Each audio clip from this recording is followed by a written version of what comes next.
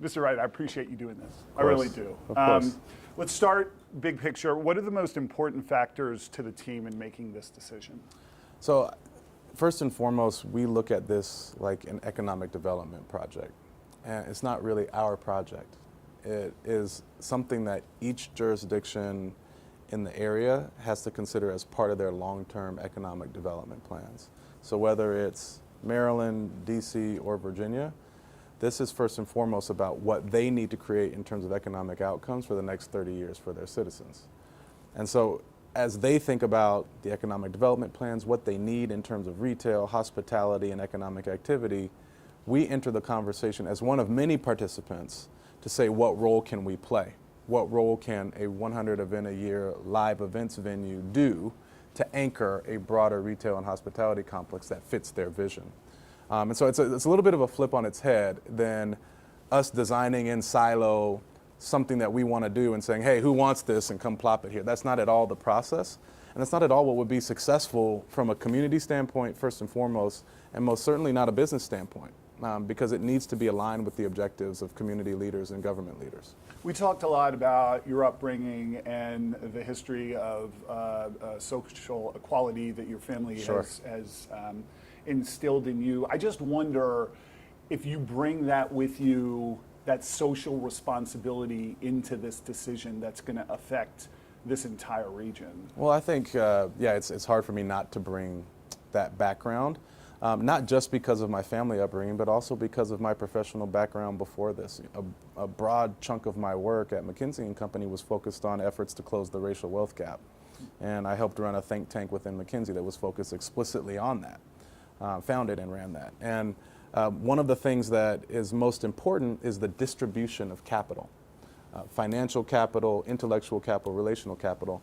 And in this case, I get to partner with Dan and Tanya in this organization to deploy a lot of capital in communities, several of them that could use this to close the racial wealth gap and get generationally meaningful outcomes for their citizens. And so for me, it has always been about that. In fact, I talked to Dan and Tanya about that when I interviewed for the job, that this was one of the reasons I would take this job, was to be able to oversee this with diversity, equity, inclusion principles built in, not just for any box checking or signaling or even a value standpoint, but because it's the right thing to do economically and the whole region benefits for that. You know, I actually lead the Inclusive Growth Council with Sheila Johnson for the Greater Washington Partnership. And just this week, we had a small group meeting with the Vice President of the United States, the Secretary of Commerce, the Administrator for the Small Business Association. They were talking about the unique effort we've been able to leave here, $4.7 billion in capital going to be distributed across this region to close economic outcomes within the business community for Black-owned, brown-owned, women-owned businesses. And that is something that I've already put in the sweat equity for. We are one of the founding members of that inclusive growth initiative as the Washington football team, now as the Washington Commanders. And that's something that we will do our part in on this effort as well. And that can show up in many different ways, but it is core to what we're doing. Well, then how much does the money being offered to the team matter? Well, I mean, it matters for a couple of reasons. So first and foremost, if you think about it first through the lens of a government leader, I trust them to understand what sort of investment in infrastructure, in developing a site, whatever it is that they deem right in terms of investment, is going to have the return on investment as part of this bigger picture. And then for us, of course, as a business, the conversation is about what's economically feasible, but they understand that. Government leaders understand that. So we're never coming to any of these discussions saying there's a dollar amount or in some sort of hardcore business negotiation. No, we are partners to Maryland, to DC, to Virginia as they have these discussions about what they want to do economically. And they're the ones who determine what sort of investment is meaningful and right and will actually generate returns for their people. But then to be clear, this is a partnership that you're seeing, and there would be an investment with whoever you choose to partner with. That's right. That's right. Absolutely. And they understand what businesses need in order to make something economically feasible, especially something of this scale. But this is a multi-billion-dollar project. And so no matter what is able to be invested by government leaders and jurisdictions, there's a substantial amount that's going to come from us through Dan. This is a big project. This is a big project. And so it is truly a partnership in all ways, but first and foremost from a strategic standpoint to do what's right for the community. Then does the stadium go to the highest bidder? That's not at all how we're looking at this. In fact, it's such a mischaracterization of the process. It's even difficult to consider all the different opportunities as apples to apples because they're all incredibly unique. The opportunities in Maryland, the opportunities in Virginia, they differ wildly. They differ wildly. And the only reason we're even having a conversation that cuts across jurisdictions, Maryland, D.C., and Virginia, is because we are uniquely situated here. You know, if we were in the middle of a state where we weren't near any borders, then it wouldn't actually make sense to have this discussion. It's not inciting a bidding war. It's just actually the due diligence of finding one of the few places in the area that can accommodate 100 to 200 acre true development of the scale that we think is appropriate. And so there's no way to say it's going to be highest bidder here or highest bidder here, because the dollar amounts mean something different based on the nature of the site.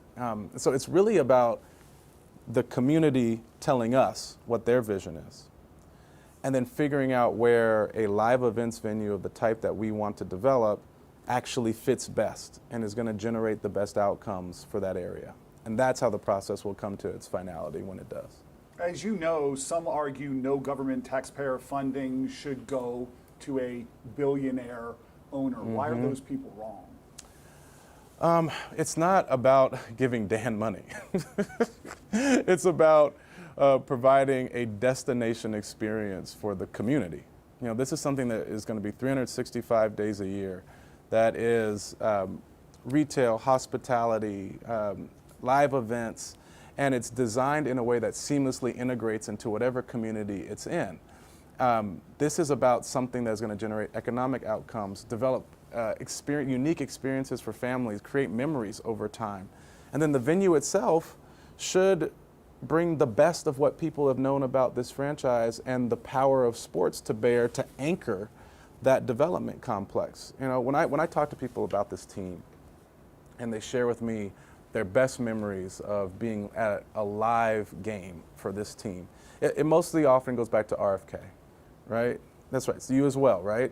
And the things I hear are about the intimacy of that building, the sense of unity that was there, the connectedness that people felt with one another, people that were debating each other or maybe had hated one another in a different setting, somehow were slapping hands and hugging in burgundy and gold. And they were on those bleachers that shook and rattled. Only right? place in D.C. that was ever united. Right, exactly. And that's the legacy of this team. That's what we heard a ton in the rebrand process. And that's when we think about developing this new venue, those are the design principles to bring forward into this new venue, irrespective of where it's located. Intimacy, authenticity, connection, and unity. And so when you think about designing that, that is what you are bringing to the citizens of wherever this lands. And that's just the citizens there. It's everybody in the area, because there's only one venue for the team. It's not like people aren't going to come from the different areas, right? And this will be the home of the team and an anchor for that complex. So it should be something that draws people from all over. And if we design it with that in mind, it will. One more thing on the money, and then we got to move on.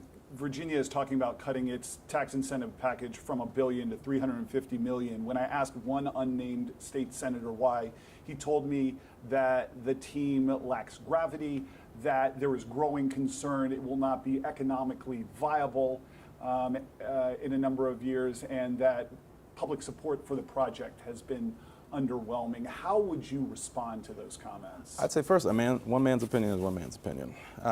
That said, what I see is in the numbers, not qualitatively, quantitatively, a genuine excitement for this fan base that hasn't been present for some time. You know, right now, off of 2 seasons a last season that was disappointing for us, right? We had a really talented roster and got injured down the stretch, went 7-10. After a season like that, We are number 4 in new season ticket sales overall for the NFL. We're number 2 in new suite sales overall for the NFL. We're number 2 in new club season ticket sales overall for the NFL. That represents a 3.5 times increase over our new season ticket sales in 2019, just 2 years ago, the last time we had a full selling season. So in the numbers, there is enthusiasm for this team. And if that's not an indicator of support for developing a next generation experience that this fan base deserves, I don't know what is. Yeah, we got to stop in for a second and talk about this disconnect between the way you see the numbers and the way the people out there see the numbers. And I don't know how to explain it. You know, the fan graph statistics on a home attendance shows that you were number 1 in 2004, last year second to last. I have data from Nielsen Scarborough that says in 2004, 51% adults in the Washington DMA, 2.3 million were fans of the Washington then Redskins. In 2021, just this year, that number down to 29%, according to Nielsen, which does market research of the people in the Washington DMA, stated they were fans of the Commanders. How did it get to that point? Do you not believe those numbers? And can a new stadium be a reset? I definitely believe the numbers. Because when we walked in, we knew that we quickly discovered that the fan base was not what it used to be. And that's obvious. What we've done is put in a new team. We've had a lot of turnover, and that's often a good thing, to have the right people in the organization who operate with professionalism, high integrity, creativity, and investing in news. We invested millions in FedEx here to create a new experience for folks. And that's what's paying dividends. It's not that any of that is untrue about how the fan base eroded over time. What is also true at the same time is that it's on an upswing, and it's on a very sharp upswing. And that's the momentum that exists. And most certainly, that upswing accelerates further when you have a new venue in play. And it's what our fans deserve and what they've been asking for some time. Now, we're going to provide an improved experience at FedEx Field over the next few years. We have to do that. So it's not that we can stop investing here. We can't do that. In an ideal world, that's what you do. Stop investing here and focus on the new. We can't do that. We can't do that to our fans.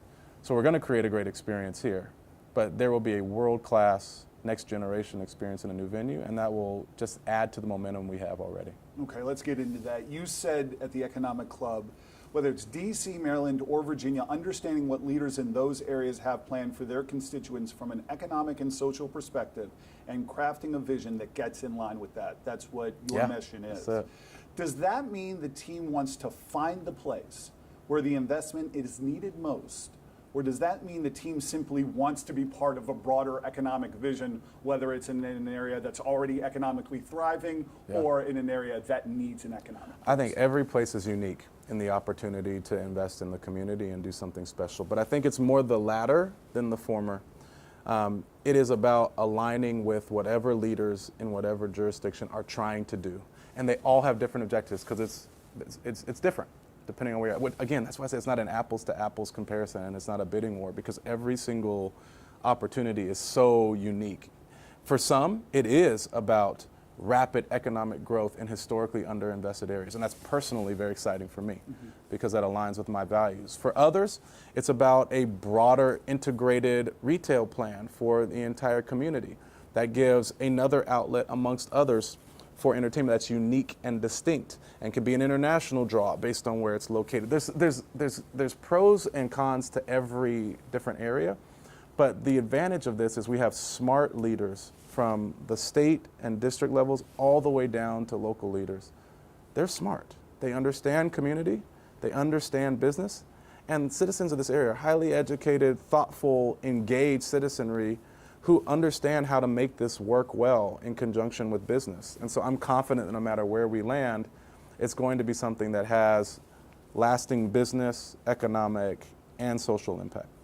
And so let's just touch on that. This is not a site-specific interview, but there's growing concern here in Prince George's County about the economic fallout if the team decides to build its new stadium somewhere else. Do the Commanders have a responsibility to the people of Prince George's County to continue to invest in that area, and how are you going to do that? I think hopefully if you talk to County Executive Elsa Brooks, who I think is a remarkable leader, like truly a remarkable leader. And the delegates to the State House from Prince George's County, the state senators from Prince George's County, and even the local electeds here in Prince George's County, the county electeds, I think they would speak to the genuine investment in the county that we feel is our responsibility as an organization that calls this home.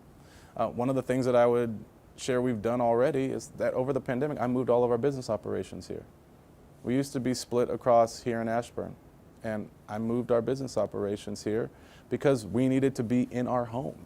This is the place that we need to feel ownership of, and we need to feel ownership of the community. So now all of us on the business side, except for a handful of folks that are still in Ashburn, we work here, we eat here, we are participating in the economy here, and that was very intentional to show our support. And the level of community investment that's come as we've brought on a new staff in community relations, and our new executive director of the foundation, Valerie Biberai, our VP of Public Affairs, Joe Maloney, they have invested heavily in this area. Even our alumni program led by Tim Hightower, have invested heavily in the community here. So that is part of our values, and that wouldn't change no matter what. But it's not as if Prince George's County needs the investment more than, say, a Northern Virginia, so that's going to factor into our decision from a social perspective. No, I don't think we're in a position to weigh that. You know, that's for leaders in the community to assess the need for themselves. I don't know that I'm in the place of an arbiter to say this is inherently more valuable to this community than another.